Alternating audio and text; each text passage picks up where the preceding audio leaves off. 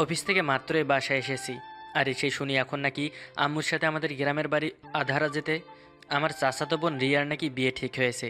কি বলে, এইটুকু একটা মেয়ের নাকি বিয়ে? আমি রিয়াকে পছন্দ করি সেই ছোট্ট থেকেই, তবে কখনো বলা হয়নি। যখনই সময় পাই আমি গ্রামে চলে যাই রিয়াকে দেখার জন্য, কিন্তু লাস্ট 1 বছর ধরে যাওয়া হয়নি কাজের চাপে। আর আজ শুনি রিয়ার নাকি বিয়ে। আমি আম্মুকে বলি, আম্মু, রিয়া তো এখনো ছোট, ওর বিয়ে এখনই দেওয়ার কি আছে? রিয়া এখন সেই পিচ্ছি নেই, অনেক বড় হয়ে গেছে। এখন আর কথা না বাড়িয়ে যা, গিয়ে ফ্রেশ হয়ে রেডি হয়ে আয়। ঠিক আছে, আসছি, তুমি টেবিলে খাবার দাও। বলেই মন খারাপ করে রুমে গিয়ে ভাবতে থাকি, আগে গ্রামে যাই, তারপর দেখি এই বিয়ে কি করে হয়। আমি ছাড়া রিয়ার কারো হতে পারে না, কিছুতেই না। বলেই ফ্রেশ হয়ে এসে রেডি হয়ে নিচে এসে খাবার খেয়ে আম্মুকে নিয়ে রওনা দেই আমাদের গ্রামের বাড়ি। চলুন যেতে যেতে পরিচয় দেওয়া যাক। আমি শাহরিয়ার সরকার, মুন্সিগঞ্জের আধারা গ্রামেই আমার জন্ম। যখন আমার বয়স 4, তখন আব্বু ব্যবসার কাজে আমাদেরকে নিয়ে ঢাকায় চলে আসে। 6 মাস আগে আব্বু একটা দুর্ঘটনায় মারা যায়। তারপর থেকে আমি আব্বুর ব্যবসা দেখাশোনা করছি। আম্মু শাহিদা সরকার, আর আমার চাচাতো বোন রিয়া এবার মাস্টার্স শেষ করলো। চাচার গ্রামে একটা মুদির দোকান আছে, আর চাচি সেলাই মেশিনের কাজ করে। অনেকবার বলেছে চাচাকে আমাদের কাছে চলে আসতে, কিন্তু চাচা কিছুতেই আসবে না। অনেক হয়েছে, এবার গল্পে ফিরি চলুন। প্রায় 3 ঘন্টা পর আমরা আমাদের গন্তব্যে পৌঁছাই। বাড়ির বাহিরে সিঁড়িতে বসে আমি আম্মুর চুল আঁচড়ে দিচ্ছি। হঠাৎ কারো পায়ের আওয়াজ শুনে আমি আর আম্মুর সামনে তাকিয়ে দেখি চাচি আর শাহরিয়ার ভাই।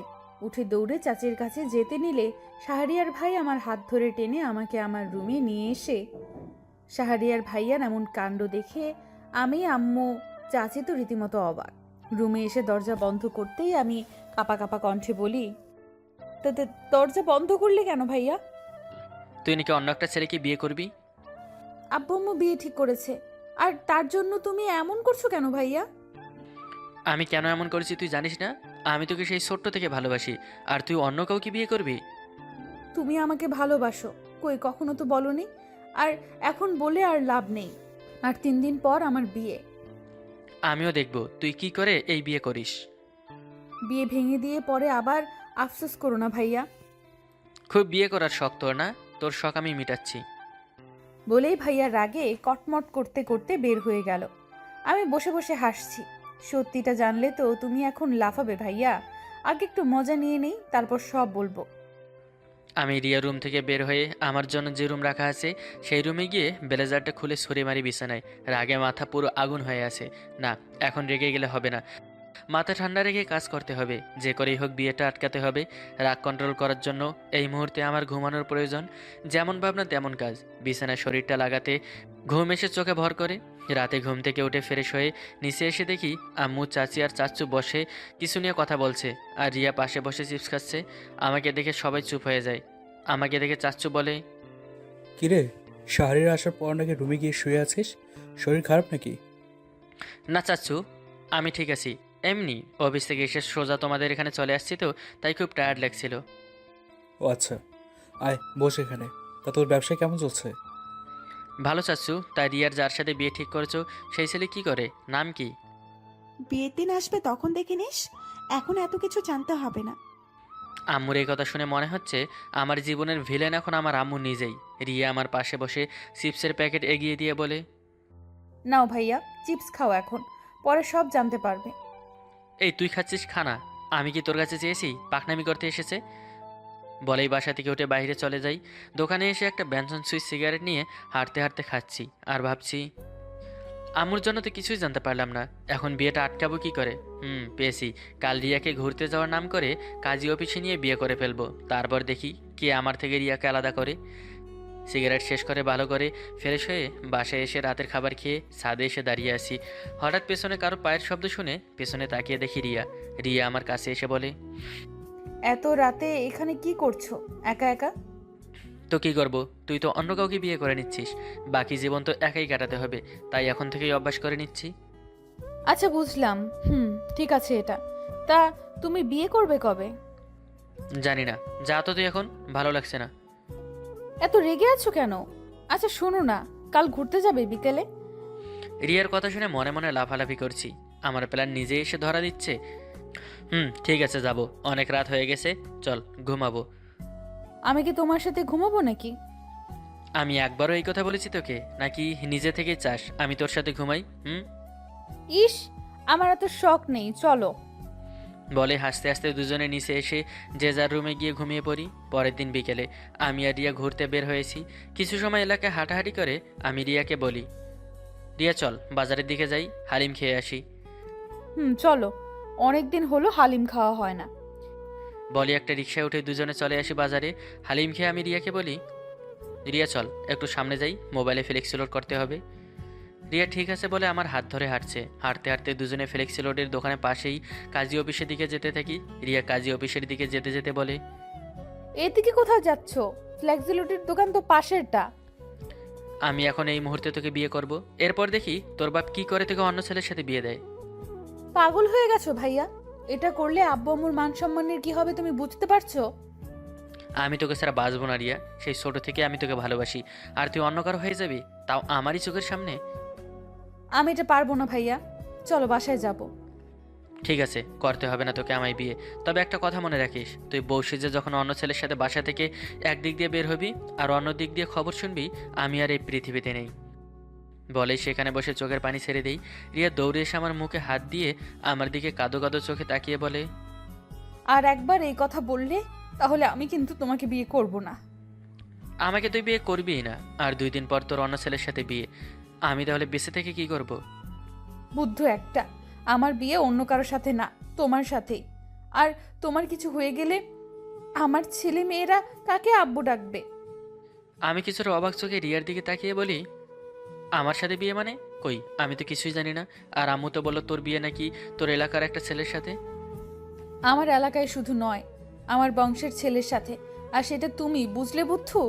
আর চাচি আব্বু আম্মুকে আমি বলতে বারণ করেছি তোমাকে।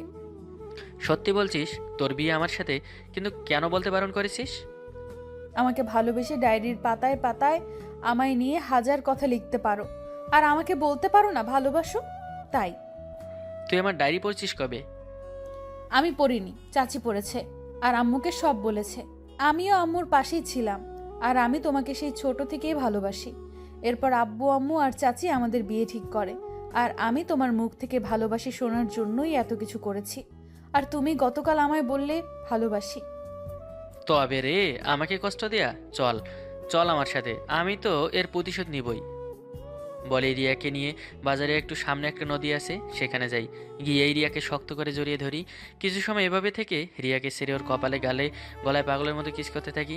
রিয়া হাসতে হাসতে বলে, এই কি করছো? পাগল হয়ে গেছো? ছাড়ো, এটা পাবলিক প্লেস, যে কেউ এসে পড়বে। এখনো তো আসলটা বাকি, চাচা তো বউ। রিয়া আমার দিকে জিজ্ঞাসা দৃষ্টিতে তাকিয়ে থাকে। আমি রিয়ার দুগালে হাত রেখে 4টা ঠোঁট এক করে দেই। 5 মিনিট পর ছেড়ে দিয়ে দুজনে হাঁটুতে হাত রেখে বড় বড় নিঃশ্বাস ফেলছি। একটু পর রিয়া আমাকে শক্ত করে জড়িয়ে ধরে কান্না করে দেয়। আমার চোখ থেকেও খুশিতে পানি পড়তে থাকে। দুজনে আরও বেশ কিছু সময় সেখান থেকে বাসায় চলে আসি। বাসায় আসতে আসতে সন্ধ্যা হয়ে যায়। আম্মু বলে, কিরে, তোরা দুইটাই এত সময় কোথায় ছিলে? অনেকদিন পর গ্রামে আসলাম, তাই একটু ঘুরে ঘুরে দেখছিলাম আর কি আম্মু। আজ বাদে কাল রিয়ার বিয়ে, আর এই সময় তুই ওকে নিয়ে বাইরে ঘুরছিস? সমস্যা নেই চাচ্চু, নিজের বরের সাথেই তো গেছে, কেউ কিছু বলবে না। আমার কথা শুনে সবাই রিয়ার দিকে তাকায়। এরপর রিয়া সব বলে। একটু আগে আমি ওকে কাজী অফিসে নিয়ে বিয়ে করতে চেয়েছি। রিয়ার কথা শুনে সবাই হা করে তাকিয়ে আছে। চাচ্চু বলে, এত যদি ভালোবাসিস তাহলে ভাবির কাছে বলিসনি কেন? এখন বলছি সবার সামনে, আমি রিয়াকে ভালোবাসি, আর পরশু না কালই বিয়ে করতে চাই। কাল কেন? বিয়ের তারিখ তো পরশু দিন। চাচ্চু, পরশু দিন আমার অফিসে খুব গুরুত্বপূর্ণ একটা মিটিং আছে সন্ধ্যায়, তাই কালই আমার বিয়ের ব্যবস্থা করো। এরপর সবাই ঠিক আছে বলে। আমি রিয়ার দিকে তাকিয়ে মুচকি হেসে রুমে চলে যাই। পরের দিন বিকেলে কাজী ডেকে এনে আমার আর রিয়ার বিয়ে পড়ানো হয়। বেশি মানুষ আসেনি, রিয়ার কিছু বান্ধবীরা আর চাচুর কিছু পরিচিত কয়েকজন। বিয়ের কাজ শেষ হলে সবাই বেশ কিছু সময় গল্প করি বসে। রিয়ার বান্ধবীরা এর মধ্যে বাসর ঘর সাজিয়ে ফেলেছে। রাত প্রায় 10টা, সবাই একসাথে খাবার খেয়ে নেই। রিয়ার বান্ধবীরাও রিয়াকে নিয়ে ওর রুমে রেখে আমার সাথে কিছু সময় দুষ্টুমি করে চলে যায়। আমি একটু পর রুমে যেতেই রিয়া বিছানা থেকে নেমে এসে আমার পাশ হয়ে সালাম করতে গেলে আমি ওকে জড়িয়ে ধরে মুখোমুখি করে বলি, তোমার জায়গা ওখানে নয় বউ, তোমার জায়গা আমার বুকের মধ্যখানে। আমি তো শুনেছি বাসর রাতে স্বামীর পা ছুঁয়ে সালাম করে নতুন জীবন শুরু করতে হয়। কোথায় লেখা আছে এটা শুনি? এমন কোনো নিয়ম নেই, এসব মানুষের তৈরি করা। বলে রিয়াকে কোলে তুলে নিয়ে রুম থেকে বের হয়ে ছাদে চলে আসি। আকাশে আজ চাঁদের আলো দিচ্ছে বেশ, সাথে তারার মেলা বসেছে মনে হচ্ছে আজ আকাশে। ছাদের একপাশে গিয়ে রিয়াকে পেছন থেকে জড়িয়ে ধরে ওর কাঁধে থুতনি রেখে কানে চুমু দিতেই রিয়া কেঁপে ওঠে। আমার হাত শক্ত করে জড়িয়ে ধরে আমি রিয়ার কানে ফিসফিস করে বলি, এই আজ কি তোমার মাঝে আমাকে হারিয়ে যেতে দিবে? ইস, লুচু একটা, আমি তো তোমার চাচাতো বোন। এখন আর চাচাতো বোন নয়, চাচাতো বোন। আর আর আজ আমাদের বাসর রাত।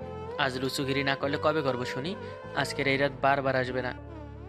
আচ্ছা, তাহলে এখানে আর সময় নষ্ট না করে চলো দুজন দুজনের মাঝে হারিয়ে যাই রুমে গিয়ে। আমি মুচকি এসে রিয়াকে জড়িয়ে ধরে কোলে তুলে নিয়ে রুমে চলে আসি। রিয়াকে বিছানায় বসিয়ে দিয়ে দরজা বন্ধ করে লাইট অফ করে দেই। ড্রিম লাইট অন করে রিয়ার পাশে এসে বসে ওর কপালে চুমু দেই। রিয়া আমাকে শক্ত করে জড়িয়ে ধরে। এরপর আমি রিয়াকে জড়িয়ে ধরে শুয়ে পড়ি। রিয়ার কপালে গালে চুমু দিয়ে আলতারাঙ্গা ভেজা দুটো ঠোঁট নিজের দখলে নিয়ে 2 মিনিট পর ঠোঁট থেকে ধীরে ধীরে রিয়ার গলায় ঘাড়ে কিস করতে থাকি। এরপর দুটি মনের সাথে দুটি দেহ এক হয়ে যায়। সকালে ঘুম ভাঙতেই দেখি আমি শাহরিয়ার লোমশ বুকে শুয়ে আছি, আর শাহরিয়ার আমাকে দু হাতে জড়িয়ে ধরে ঘুমিয়ে আছে। রাতের কথা মনে পড়তেই চোখে লজ্জা আর ঠোঁটে হাসি চলে আসে। একটু পর আমি নিজেকে ছাড়িয়ে ওয়াশরুমে চলে যাই ফ্রেশ হতে। আমি ঘুম থেকে উঠে দেখি রিয়া আমার পাশে নেই। ওয়াশরুম থেকে পানির শব্দ আসছে। আমি আবার চোখ বন্ধ করে শুয়ে পড়ি। একটু পর মনে হচ্ছে রুমের ভেতর বৃষ্টি হচ্ছে। চোখ খুলতেই দেখি রিয়া আমার মুখের উপর ভেজা চুল ধরে রেখেছে। ওর গায়ে শুধু একটা তোয়ালে পেছানো। আমি বলি, এটা কি হচ্ছে চাচাতো বউ? সারা রাত ঘুমাতে দাওনি, এখন একটু ঘুমাই। ইস, আমি তোমাকে ঘুমাতে দেইনি, তুমি আমায় ঘুমাতে দাওনি। এখন উঠে ফ্রেশ হয়ে আসো। যাবো তো, তার আগে আবার হয়ে যাক। বলেই রিয়ার এক হাত ধরে একটানে আমার উপরে ফেলে দিয়ে তোয়ালেটা একটানে খুলে ফেলি। এরপর আবারও ইতিহাস। কিছু সময় পর রিয়া আমার বুকের ওপর শুয়ে আছে। আমি রিয়ার মুখের সামনে থেকে চুলগুলো সরিয়ে দিয়ে কপালে চুমু দিয়ে একটা চাদর দুজনে গায়ে পেঁচিয়ে রিয়াকে কোলে তুলে নিয়ে ওয়াশরুমে গিয়ে গোসল করে নেই। গোসল শেষ করে রুমে এসে দুজনে চেঞ্জ করে নিচে এসে সবার সাথে নাস্তা করে নেই। আমার আজ মিটিং থাকায় নাস্তা শেষ করে রিয়াকে নিয়ে চলে আসি ঢাকা। আসার সময় চাচ্চু বলে, শাহরিয়ার বাবা, রিয়া আমার খুব আদরের মেয়ে, ওকে তুই কষ্ট দিস না। যদি ভুল করে তাহলে বুঝিয়ে বলিস। তুমি এসব নিয়ে ভেবো না চাচ্চু, রিয়ার কোনো কষ্ট আমি হতে দেব না। তোমাদের পরে যদি কেউ রিয়াকে ভালোবাসে সেটা আমি। তোমরা দোয়া করো আমাদের জন্য।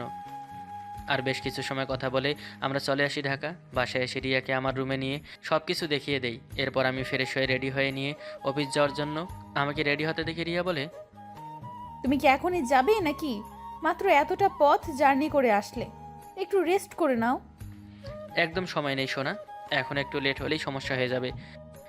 বলে আমি রিয়ার কপালে একটা চুমু দিয়ে বের হতে গেলে রিয়া আমার হাত ধরে আমার কাছে এসে আমার পায়ের উপর দাঁড়িয়ে আমার কপালে চুমু দিয়ে বলে, সাবধানে যেও, আর আমি তোমার জন্য অপেক্ষায় রইলাম। কাজ শেষ করে তাড়াতাড়ি চলে এসো।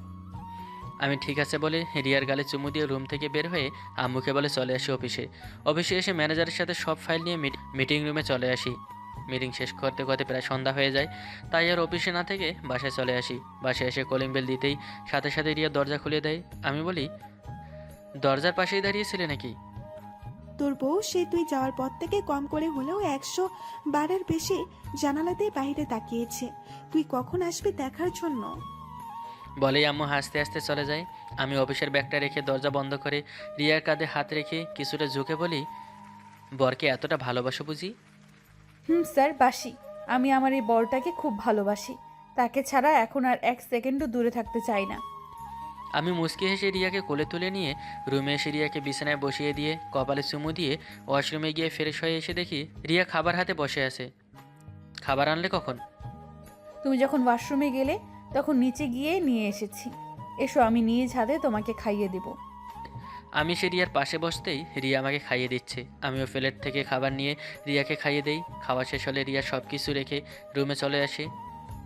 রাতে খাবার খেয়ে এসে আম্মুর সাথে সব কিছু গুছিয়ে রেখে রুমে এসে দেখি বর আমার বসে বসে ল্যাপটপে কাজ করছে।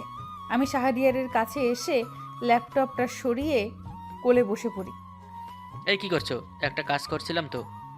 সারা দিন কাজ করে এসেছো, এখন কোথায় আমাকে একটু আদর করবে তা না, আবার এখনই কাজ নিয়ে বসে আছো। আমার বউটার বুঝি এখন আদর খেতে ইচ্ছা করছে? করতেছো বর, খুব ইচ্ছে করছে। আর কি, আবার দুজনে ভেসে চাই আদরের জোয়ারে। এই যে ভাইয়া আর আপুরা, আপনার কি শোনার বাকি আছে?